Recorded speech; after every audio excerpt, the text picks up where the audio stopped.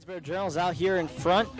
2-1 your score live from Seville Weekly Ballpark. First round of the VBL playoffs. Zach Hamilton, Luke Nancarney with you live here at the Crutchfield Press Box. And Luke, you've got a little information on the series recap this summer between these two teams. Yeah, well, we mentioned they played on July 4th. They also played 5 other times this season.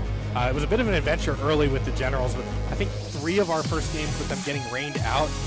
But Charlottesville took the season series 4-2. 3 of those 6 games decided by 2 runs or fewer, including that July 4th game where Bryce Pedazio had that tie-breaking home run.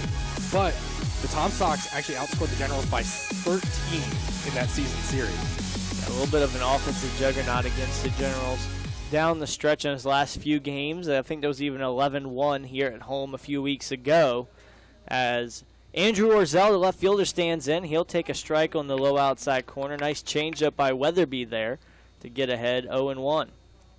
Andrew Orzel out of Wofford College, teammate of Tom Sox pitcher Jake Hirschman. Another changeup. This one missing low for Weatherby, and it's even. Generals so far have stranded 3. The Tom Sox have stranded 4 here through the first 2 innings of play. This one, a swinging foul ball. Back into the woods it goes by the train tracks, and it's a 1-2 hole for Andrew Orzel. Orzel, a strikeout victim his first time, has driven in 31 this season, and he's been hit 20 times. The next highest player in the league, 9. The 1-2 in the dirt to make it 2-2. Those 31 RBIs, good for 6th in the VBL as well for Orzel, so one of the league leaders in bringing guys home. But up here to lead off the top of the 3rd inning in Charlottesville. Number 2 seed Tom Sox on the ropes early, 2-1, as the 2-2 pitch is lofted to the right side. McCall running back, Bazin back on it, calling everyone off, and he's going to make the grab down the right field line for the flyout. One of those classic Bermuda Triangle plays, and Bazin a bit overcompensated there as he almost overran it into foul territory. Fortunately, took a step back and made the grab. And I think we've seen it enough this year and on those plays where it's always the middle infielder who takes that ball or has the first call. And actually, McMullen in right field was right there as well in case Bazin didn't have it. I think he was going to be able to reach out. He's a bit taller than Max is. I think he was going to be able to reach out over top of Bazin and grab it anyway. First offering into the next hitter, the catcher is Succumb as he comes in. He's succumbed to a strikeout his first time up.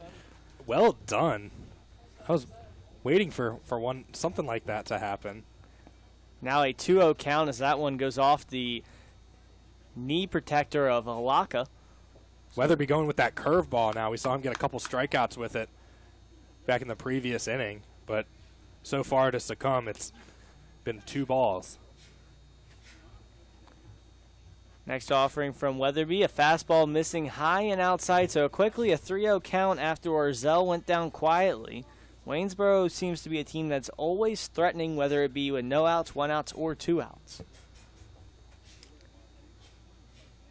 Now the 3-0. In there for a strike. That was an interesting strike motion by the umpire. It was like a dab out, like he was jabbing someone. Almost like a basketball referee doing his 10-second count there with a closed fist, albeit. That one inside part of the plate, and he's going to have to walk back to the plate as Succumb was trying to take his base. And Succumb a catcher, so you know he knows the strike zone better than probably anyone else on his team. And he's going to make sure that one gets called when he gets back behind the plate next inning as well, though. Payoff pitch, fouled straight back. Nice job by Weatherby. It was one of the funnier moments in baseball when a batter thinks he's headed down to first base, but then the umpire says, "No, sir, you get back here." Another big payoff pitch from the left-hander out of Elon. He stares in, shakes off one, likes the second option, and now fires home. Swing and a miss, strike 3. And they're going to get to throw it around the diamond on what is the 6th strikeout of the night for Jared Weatherby. Weatherby, that's number 50 on the season, as he came in with 44. And now Bryce Pedazio coming to the plate. You know, Weatherby started off this summer here with the Tom Sox as a closer. Dazzled there, and slowly over the course of the season we've added more innings to his outings, it seems, and now getting the starting role. I know at Elon his freshman year he was one of the better relievers in the CAA. He's making an argument to be a starter for the Phoenix next season as that one breaks in there for a strike as well, and it's quickly an 0-1 count. Yeah, North Carolina, a lot of fine baseball programs. You already know about UNC and NC State. Duke made some strides this year, their first ever trip to the Super Regionals, and a lot of those mid-major North Carolina schools have great baseball programs too. Another breaking curveball for strike 2. Weatherby ahead 0-2 now, and another one that comes to mind, UNC Wilmington. They always have a strong run. UNC Greensboro had a fairly good team this season. Yeah, Elon was actually here in Charlottesville a few years ago for an NCAA regional. They were the number 3 seed with Wilmington as the 2. Strike 3 called as the fastball throws him on the outside part of the plate. 1, 2, 3 go the Generals here in the third. We'll step aside. More action. First round VBL playoffs after this.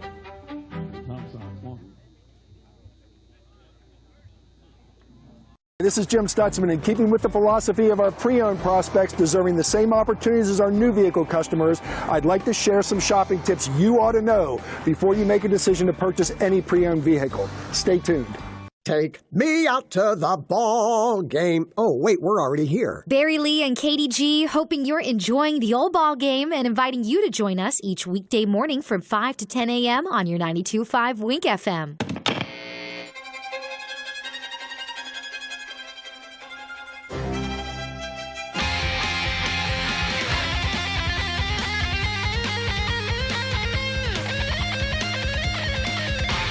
The best pre-owned vehicles traditionally are one owner, regularly maintained, and meticulously reconditioned vehicles. At Jim Stutzman Pre-Owned, many of our vehicles are traded from our own customers, previously maintained and then reconditioned in our award-winning service facility before ever being offered for sale.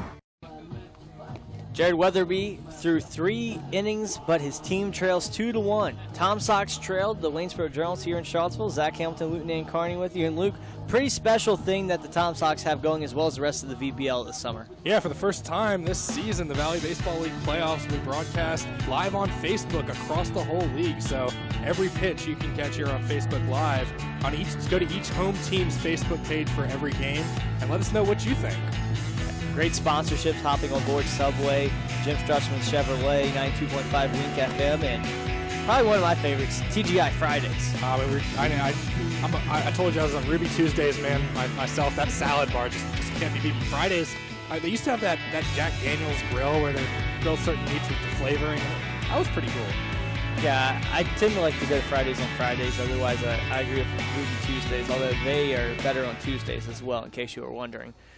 Now a guy that's good no matter what day of the week it is, Patrick McCall, leading off the bottom of the third inning here. The 6'6" first baseman swings through a changeup for strike 1.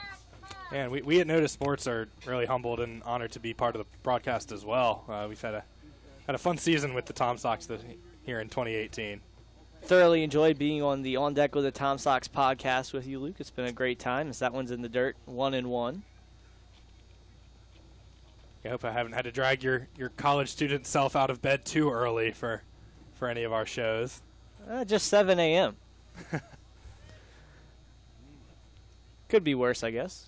As McCall fouls it off at the plate. 1-2 now to the Harvard product.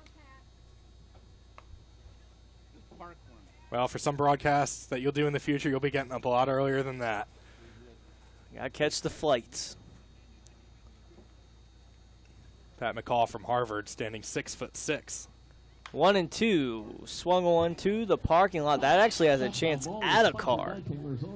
Luke, you like to park a little bit closer to danger than I do. I don't really think. I see those spots open, and I'm just like, I'm ready to get into the booth. I'll take the chance. That might be one of the more factual statements you've made on air in a while.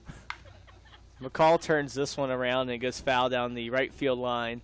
I always like to hide behind the trees because if you go down the parking lot, there's some trees, and I hide behind the tree every single time. Well, the players are always the first people to get here. They have it right. They park as far as you can, down there by the tennis courts.